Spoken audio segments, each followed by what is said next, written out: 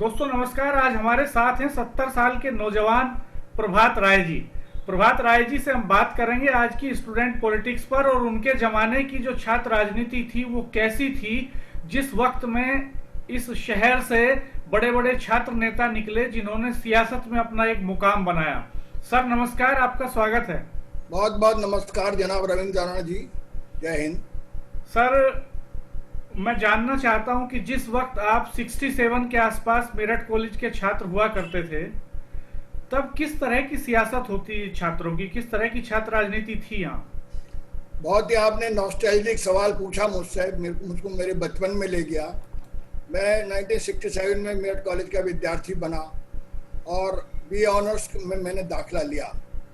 तो उस समय ऑनर्स की डिग्री दी जाती थी, तो हिस्ट्री में मैंने ऑनर्स किया था। उस दौर की जो राजनीति है, छात्र राजनीति, वो थोड़ी सिद्धांतपूर्ण राजनीति थी। वो दौर डॉक्टर लोहिया के प्रभाव का दौर था। यूनिवर्सिटीज के अंदर डॉक्टर लोहिया का बड़ा असर था विद्यार्थियों पर। और उस समय 1967 में डॉक्टर जो दगाल थे, प्रेसिडेंट ऑफ फ्रांस, उनके विरुद्ध एक बड़ा छात्र आंदोलन हुआ, जिसमें छात्रों ने दगाल का तख्ता उलट दिया। वो सारी दुनिया के छात्रों के लिए बड़ा प्रेरणादायक एक इवेंट बना कि छात्र राजनीति किसी राष्ट्रपति का, जो इतना बड़ा ताकतवर राष्ट्रपति है, उसका भी सत्ता पलट कर सकती है। तो ये जो प्रेरणा थी, इसने यूनिवर्सिटीज को हिला कर रख दिया। Banaras university, Lucknow university, Meerut university के अंदर बड़े छात्र आंदोलन हुए। और उस समय लोहिया जी ने एक हिंदी को स्थापित करने के लिए अंग्रेजी भाषा की जगह भी एक बड़ा आंदोलन किया, जिसमें एक बड़े लीडर यहाँ पर बड़े ताकतवर बने, सत्यपाल मलिक, हमारे दौर में। और वो कॉलेज के 2 बार प्रेसिडेंट भी रहे, एक बार प्रीमियर रहे 1966 में, एक बार 1968-9 में फिर दोबारा प्रीमियर बने। उस समय जो दौर था बेसिकली वो वामपंथी छात्र राजनीति का दौर था। मूलतः सब जगह वामपंथी मिजाज के छात्र नेता, सोशलिस्ट मिजाज के छात्र नेता या कम्युनिस्ट मिजाज के छात्र नेता ज्यादा शक्तिशाली बने। मेरठ कॉलेज की भी यही स्थिति थी, मेरठ यूनिवर्सिटी की भी यही स्थिति थी लगभग। छात्र राजनीति होनी चाहिए कि नहीं होनी चाहिए सर? समाज में एक धारणा होती है कि आमतौर पर छात्र राजनीति से जो पढ़ाई लिखाई का माहौल है वो बिगड़ता है। आप क्या मानते हैं? ये जो धारणा है, ये बिल्कुल एक सतही धारणा है, ये एकदम प्रतिक्रियावादी धारणा है। छात्रों के लिए बेसिकली राजनीति एक पार्लियामेंट्री राजनीति का एक तरह का प्रशिक्षण केंद्र है, मेरी राय से। कारण क्या है कि जो लोग कहते हैं कि छात्र राजनीति खराब है, वो पूरी राजनीति खराब हुई है, तभी छात्र राजनीति खराब हुई है। पूरी राजनीति का जिस तरह अपराधीकरण हुआ है, आज पार्लियामेंट में 243 क्रिमिनल्स बैठे हैं, तो that is a deterioration of the total political scene of India. अब उसका प्रभाव छात्रों में भी पड़ेगा, क्योंकि उनको सिखाने वाले तो ये बड़े लोग ही हैं, जो उनके मेंटर होते हैं, उनके प्रेरक शक्तियां होती हैं। अब जब हमारे राजनेता ही इस तरह के हो गए हैं, तो उनका प्रभाव विश्वविद्यालयों पर पड़ा है।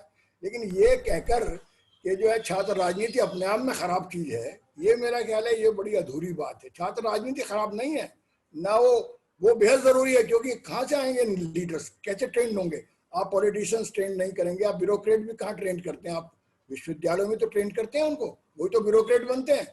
आप मिलिट्री के लोग कहाँ से निकालते हैं? एनसीसी कराते हैं या नहीं कराते? आप कोई विधा देख लीजिए, बड़े बड़े जनरल्स वो बने जिन्होंने एनसीसी की है, वो छात्र जीवन में, कि उनका जो प्रेरणा स्रोत है वो राणा जी बचपन होता है, छात्र जीवन होता है।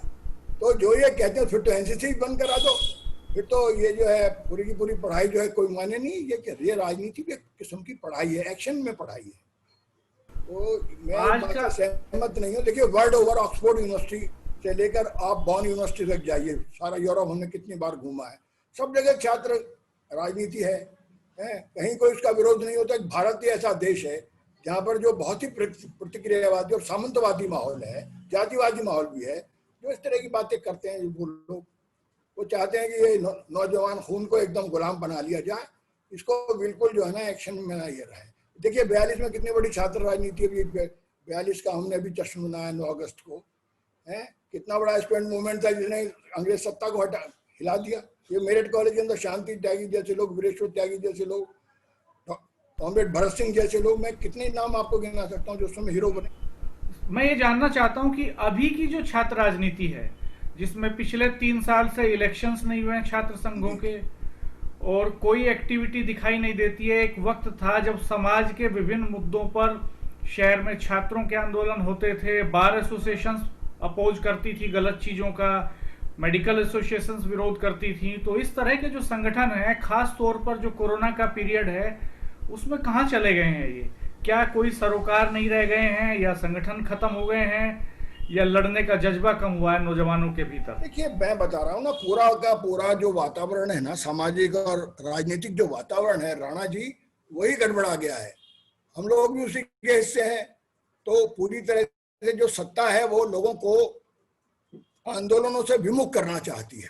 इस तरह की आज की जो सत्ता है हमारे देश में, दुर्भाग्य से वो चाहती है कि लोग बस उसके हुक्म के गुलाम बने रहे। किसी तरह के प्रतिरोध को कुचल देने की कोशिश हो रही है, छात्रों का हो, वकीलों का हो, डॉक्टरों का हो। आप देखिए, कोरोना काल में डॉक्टरों को तनख्वाह नहीं मिल रही है, लोग आंदोलन करते हैं, क्या हाश होता है। आप देखिए, कोई भी आंदोलन करता है उसको देशद्रोही करार दे दिया जाता है। अभी जो सरकार है वो तो हमारे खुद के द्वारा इलेक्टेड सरकार है सर। एक समय था जब अंग्रेजों की सरकार थी, वो तो बर्बर तरीके से कुचलती थी, तब भी प्रतिरोध होते थे, आंदोलन होते थे, और एक बड़ा स्वतंत्रता आंदोलन इस देश में हुआ। तो क्या ये बात आपकी एकदम ठीक है कि देखिए, उस समय जो चेतना का स्तर था वो भी एकदम नहीं आया था। जो हमने अभी 42 का जिक्र किया, एक वो भी दौर था जबकि हिंदुस्तान की जनता जो थी प्लासी की लड़ाई को तमाशा बनकर देख रही थी। धीमे धीमे रेनेसां के पीरियड में वो जागरण आया, जिसका परिणति 1857 हुआ। 1757 और 1857 के बीच का जो पीरियड है, आप जरा उसको, आप तो इतने विद्वान हैं, स्टडी कीजिए। धीमे धीमे जागृत हुआ भारतीय समाज। नहीं जागृत था तभी गुलाम हुआ, है ना। तो इसलिए जागरण धीमे धीमे आता, मुझे लगता है ये देश। लेकिन यहाँ तो सर सीन उल्टा दिखाई दे रहा। आपने मुझे बताया अभी कि जब आप मेरठ कॉलेज के स्टूडेंट थे तो तब इतनी अवेयरनेस थी यूथ में, मूवमेंट्स होते थे, तब लगातार संघर्ष होते थे, और आज हम यहाँ आकर के खड़े हो गए हैं कि 3 साल से इलेक्शंस नहीं हुए हैं और मुद्दों पर लड़ाई नहीं हो रही है। तो ये तो हम पीछे जा रहे हैं, मुझे लगता है। जी, बिल्कुल आपने ठीक कहा। देखिए, उस वक्त हमारे साथ फिर भी एक चेतना स्वतंत्रता संग्राम की थी। उस समय भी वो लोग जीवित थे। मैंने भी डॉक्टर लोहिया का नाम लिया, जयप्रकाश नारायण का मूवमेंट में हम लोग रहे, जेपी मूवमेंट के नाम से लोग जानते हैं। उस समय की प्रेरक शक्तियां जिन्होंने जंग आजादी लड़ी थी, वो उस समय विद्यमान थी इंडियन पॉलिटिकल सीन पर, मेरठ में भी विद्यमान थी। इसलिए आज के जो छात्र नेता हैं, आप उनसे क्या कहना चाहेंगे सर? आपको क्या लगता है उनको देख करके आज? मुझे तो ये लगता है कि देखिए, छात्र नेता जिस तरह का उनका चरित्र बन गया है, उसमें आधे तो क्रिमिनल बन गए हैं। आप जानते हैं, क्रिमिनलाइजेशन ऑफ स्टूडेंट पॉलिटिक्स भी हो गया। जैसे इंडियन पूरे के पूरे राजनीति का अपराधीकरण हुआ है, छात्र राजनीति का भी अपराधीकरण हुआ है। क्योंकि छात्र राजनीति भारतीय राजनीति से बहुत अलग थलग नहीं है, उसी का एक छोटा सा हिस्सा है। वो तो बड़ी राजनीति है, पूरे जनमानस की, किसानों की, मजदूरों की, वकीलों की, सबकी राजनीति है, बड़े लोगों की। ये जो बच्चों की राजनीति है, जिसे आप छात्र राजनीति कहती है, ये भी तो वृहद राजनीति का एक छोटा सा हिस्सा है। उस पर भी इसका प्रभाव है। पूरे वातावरण के अंदर जो अपराधीकरण हुआ है, अपराधी लीडर बन गए। आप बताइए, अपराधी लीडरों की क्या छवि होगी? आप बताइए, कौन सा आंदोलन से आए? वो तो जातियों के गिरोहों के नेता हैं। वो तो धार्मिक उन्माद और पागलपन से पैदा हुए लोग हैं, जो गुंडा राजनीति करते रहे। क्या सर आप जानते हैं कि ऐसा तो नहीं है सर कि स्टूडेंट्स में एक निराशा इसलिए भी बढ़ी हो कि यूथ को जो मेन स्ट्रीम पॉलिटिक्स है उसमें कोई स्पेस नहीं मिल पा रहा है, वहां पर वंशवाद हावी है, पैसा हावी है, और जैसा आपने कहा कि अपराधीकरण हावी है। एक अपराधी आसानी से टिकट लेकर आ जाता है, पैसे वाला टिकट खरीद कर आ जाता है, नेता का बेटा एक झटके में बड़ा नेता बन जाता है। देखिए, मैं तो राणा जी, मैं इस बात से आपकी थोड़ा बहुत सहमत हो सकता हूँ, पूरी तरह नहीं हो सकता सहमत। ठीक है, वातावरण तो उस समय अंग्रेजों के वक्त भी बड़ा ही बर्बर था, आपने स्वयं भी कहा। लेकिन वो चेतना, उच्च चेतना शक्ति ने अंग्रेजी साम्राज्य को, जिसका सूरज नहीं डूबता था, क्रांतिकारियों ने हिला दिया। आज अभी हम खुदीराम बोस का अभी जो है 11 अगस्त को हमने शहादत दिवस मनाया है। 18-18 साल के नौजवान, हजारों के नाम तो मुझे याद हैं, आपको भी याद होंगे सैकड़ों नाम। कहाँ है वो प्रेरणाएं? देखिए, बिना, मैंने अभी कहा, वो प्रेरक शक्ति और रेनेसां के बिना जंग आजादी नहीं लड़ी गई। स्वामी दयानंद, राजा राममोहन राय, विवेकानंद, कितने कितने महान चिंतक थे। उनकी प्रेरणा से लाखों बच्चे तैयार हुए और वो अंग्रेजों को मार भगाया इस देश से। आज भी दिक्कत यह है कि हमारे पास वो प्रेरणाओं का अभाव है। वो आदर्श हमारे पास नहीं है, वो लीडरशिप हमारे पास नहीं है नेशनल लेवल पे, जो कि नौजवानों को चाहिए। वो तो नौजवान तो बच्चा जैसे, वो तो कच्ची मिट्टी है, जैसा आप उसे शेप करेंगे।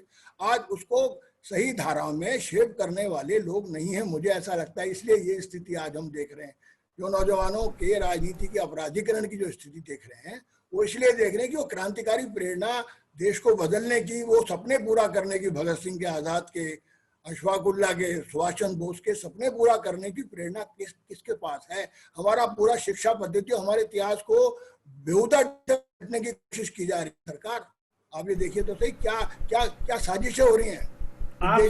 आप सर अभी भी लगातार समाज के बारे में, दुनिया के बारे में अध्ययन करते हैं लंबे समय तक, और मुझे लगता है कि नौजवानों को आपसे ये प्रेरणा लेनी चाहिए कि कैसे सामाजिक सरोकारों को आगे रखा जाए। शहर में कोई भी मसला हो, आप हमेशा आगे दिखाई देते हैं। तो आप नौजवानों को अपने अंदाज में क्या कहना चाहेंगे? आप कविताएं भी पढ़ते हैं, शायरी भी करते हैं, आप इतिहास भी पढ़ते हैं, आप विज्ञान भी पढ़ते हैं, तो क्या 2 लाइनों में कोई ऐसी बात जो उनको आप कहना चाहें? देखिए, मैं तो एक बात, मुझे आप 1857 पर इतना बढ़िया काम कर रहे हैं, और आप उस पूरी की पूरी याद को, पूरी की पूरी जो एक प्रेरक शक्ति है हमारे जंग आज़ादी के आंदोलन की, उसको आप फिर दोबारा पुनर्जीवित करने का एक छोटा सा प्रयास आप कर रहे हैं अपने इसके माध्यम से, अपने चैनल के माध्यम से। तो मुझे तो वो बहादुर शाह जफर का एक शेर अचानक याद आ रहा है कि गाजियों में बू रहेगी जब तलक ईमान की, और तख्ते लंदन तक चलेगी तेग हिंदुस्तान की। तो देखिए, साम्राज्यवाद उसी तरह दंदना रहा है दुनिया के अंदर। अभी साम्राज्यवाद का खात्मा नहीं हुआ है। अभी सारा कॉर्पोरेट सेक्टर, पूरा अमेरिकन पूंजीवाद हमको अपनी गिरफ्त में ले लेना चाहता है। उधर चीनी विस्तारवाद मुंह फाड़े खड़ा है। इन 2 राक्षसों के विरुद्ध भारत को लड़ना है। ये पाकिस्तान कुछ नहीं, ये तो टूल्स हैं। हम लोग दिन भर इनके खिलाफ कहते हैं, पाकिस्तान हमारे चैनल पे चलता है, ये मुसलमान, ये सिर्फ भटकाने की राजनीति है। असली शत्रु को पहचानिए। असली शत्रु आज भी साम्राज्यवाद है। आपका बहुत धन्यवाद सर। तो मित्रों, हमने प्रभात राय जी से सुना कि किस तरह से आज लड़ने की जरूरत है, और जो हमने सीरीज चलाई है छात्र राजनीति को लेकर के, आज उसमें प्रभात राय सर को हमने इसलिए इनवाइट किया क्योंकि उनके वक्त में एक तरह की सियासत होती थी, और हम इस पूरे सीरीज में बात कर रहे हैं आज के छात्र नेताओं से, पुराने जमाने के छात्र नेताओं से, ताकि आपको एक विजनरी निष्कर्ष निकल करके सामने आपके आ सके, एक दृष्टि आपको मिल सके। तो मुझे लगता है कि जरूर प्रभात राय सर की बातचीत आपके लिए बहुत ही कारगर होगी। हमारे चैनल को सब्सक्राइब कीजिए, बेल आइकन प्रेस कर दीजिए, ताकि आपको नया वीडियो अपलोड होते ही नोटिफिकेशंस मिल सके। हम और छात्र नेताओं के इंटरव्यू के साथ हाजिर होंगे, और प्रभात राय सर को एक बार फिर निमंत्रण देंगे जब हम कुछ छात्र नेताओं के साथ एक दिन इकट्ठा डिस्कशन करेंगे sir. Wonderful sir, thank you.